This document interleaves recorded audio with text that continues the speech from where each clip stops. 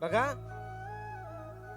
नारा महाराज या अभंगातून आपल्याला सांगतात की बाबा, ज्ञानदेव म्हणता माया आणि गेली समुडती विलया. नामचिंतनामध्ये एवढी ताकद आहे बघा. आणि या पहिल्या प्रमाणामध्ये, पहिल्या चरणामध्ये माया शब्द आलाय. मग ही माया आपल्याला दुःखरूपी संसारात गुंतते.